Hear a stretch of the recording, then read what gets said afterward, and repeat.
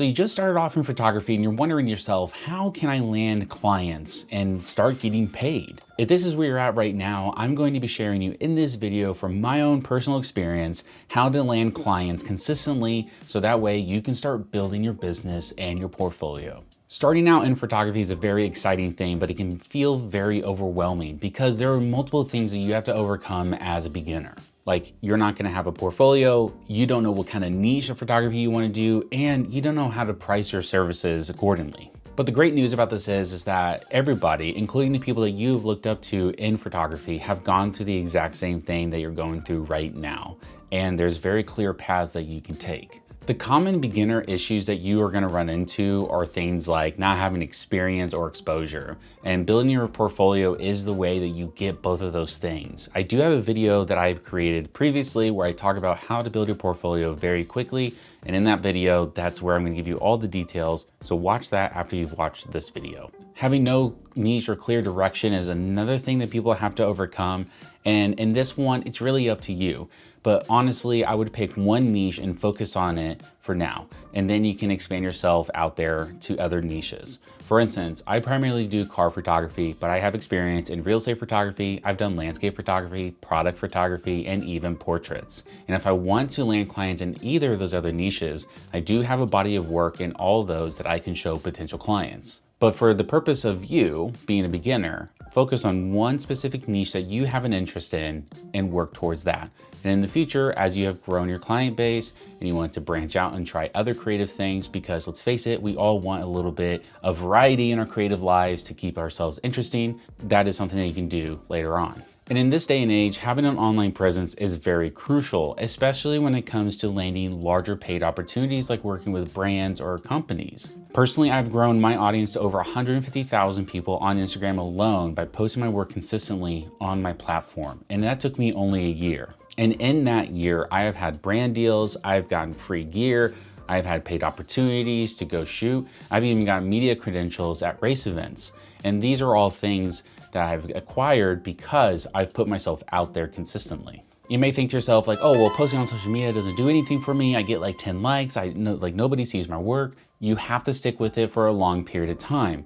And at most, it takes at least 6 months for people to get noticed on social media. So you really need to commit yourself to building a portfolio, networking with people, and posting your work online consistently, because that's how you get discovered now. If you want to take the route of not doing social media, you can build your portfolio on a professional website. There are plenty of them out there, low cost and super easy to use. And you can distribute that portfolio amongst your friends, family, coworkers, and tell them, I'm open to work. Please share this with whoever you may think is looking for work. All these roadblocks are very normal. I've personally overcome them, and that's why I want to share them with you in this video, because it's, at the end of the day, worth it, because you're going to get paid clients. Now, if you found this information useful so far, please leave a like down below. And if you're new here, consider subscribing, because on this channel, I am doing my best to share everything that I've learned as a photographer over the years, helping other people get started in photography and turn it into a business. Now, moving on to posting your stuff consistently online, this is something, again, that is very critical in today's day and age, because you have access, free access, to every person on earth when it comes to social media. And when you post your stuff consistently on there, even if it's not perfect, you're just building your authority and your skill set by showing people in the world what you're capable of doing. Now, a lot of my first photos starting out weren't that great, but as I progressed and they got better, I've had people reach out to me and say, listen, man, like, this is the best photos that I've seen you do in a while. Or I've followed you for months and you have progressed in skill as I followed you. And that's because you're giving people a historical look at your progression and your skill. And that's why it's important to post it online other than just getting clients. In the video that I talked about earlier, where I show you how to build a portfolio, I do break that stuff down a lot more, so be sure to watch that video again after this one.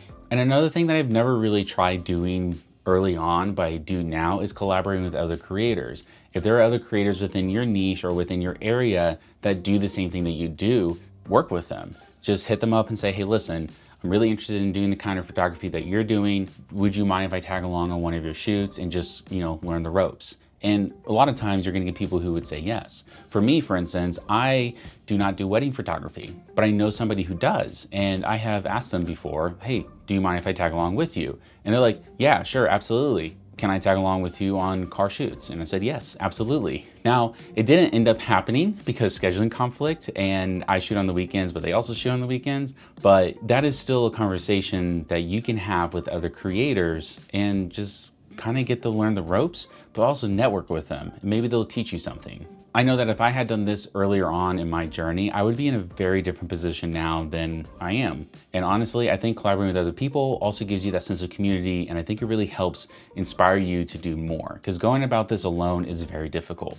When it comes to building your portfolio, earlier I talked about how you want to focus on one specific niche, and that also means keeping your portfolio very clear and concise. So for instance, if you are a portrait photographer, you want your portfolio to only be portrait photography, and you want to make sure that you have your style kind of down pat as you progress. Like, what is your style? What is your unique look, for instance? Because you want your portfolio to look clean and very organized. Now, if you want to do other things like car photography or real estate photography, you just have to build a separate portfolio away from your initial one.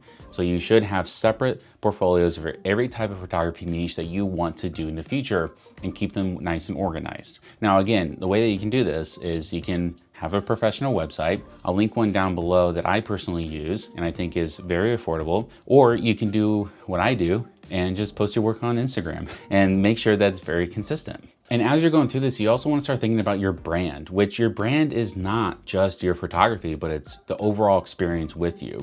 Earlier, when we talked about how there's a lot of photographers that do the same thing in your world, and it's a very crowded market, that's normal. Like, that's gonna happen. But the way that you succeed at this is by setting yourself apart with what is your brand, and that is your identity. That's how you talk to people. That's how you present yourself. That's how you share your experiences to people in a unique way. You are a one-of-one person, meaning that you are a very unique brand. And so as you're building your portfolio, as you're getting clients, you want to start thinking about, what is your brand all about? Like, what's your mission? What do you aspire to do with your work? And identify that and be sure to communicate that through your work or through the people that you talk to, because that's what's going to set you apart from other people. Me personally, I like to treat everybody like they're my friend. It's very difficult for me to make friends, and it always has been. But whenever I talk to potential clients, I'm always very friendly with them rather than a sales pitch kind of person. And that seems to work a lot better for me. And I also get a lot of people who come back and say that I come off more professional and more friendly and easier to work with and very communicative. So those are some of the qualities that I get from being the way that I am and presenting myself in the way that I do. So again, you want to start thinking about your brand. You're also going to have to start shifting your mindset to quick versus the long run. This is going to take time. And when I say time, I'm not saying just a couple of weeks and then you're a fantastic brand, you're making a lot of money and stuff like that. I think that you can get your first few clients, like free clients or trial shoot clients, within the first couple of weeks, but this will take months, if not over a year, in order to get stable footing. It took me 6 months personally to grow my audience to the point where I was getting organic clients coming to me asking for work.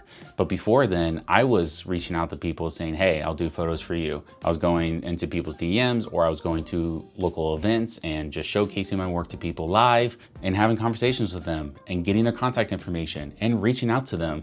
Like, that's all very normal stuff. But once you get to a point where you have a stable foundation and you have a stable portfolio, it's much easier for you to start getting organic clients coming to you. And because you post your portfolio publicly, whether it's on social media or on a public website, people can go look at your work and see that, oh wow, they do this a lot and they're very good at it. I want to work with them. So to recap, you want to start telling people that you are available and open to work. And again, you can go about this however you want. I personally choose the free route because it is the easiest and fastest way to build your experience, build your network, and build your portfolio. You want to offer a lot of value up front, not just with the work that you do, but with the experience that people have with you. Like, make sure that you start building your brand early on and having an identity to what it is that you're all about. You also want to collaborate and learn as much as you can. You know, go work with somebody who is 2 steps ahead of you.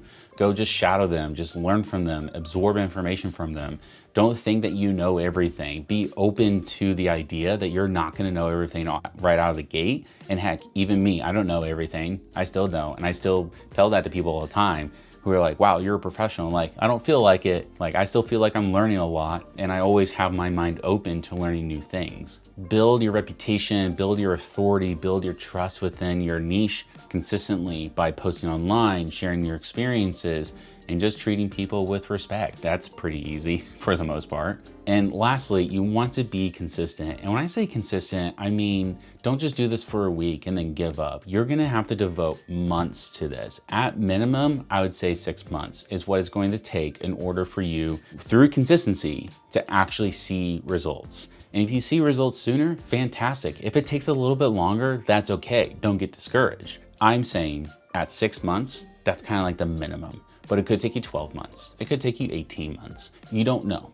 but you will never know unless you try. So that's my thoughts on that. And if you found this helpful, this information, please comment down below and let me know, because this is a pretty condensed version of what I would normally tell people, but I want to know if this is helpful for you. So feel free to let me know in the comments down below. Please like the video if you found this helpful, and also consider subscribing because I want you guys to hang around. So that's it. Thank you so much, and I will see you next time.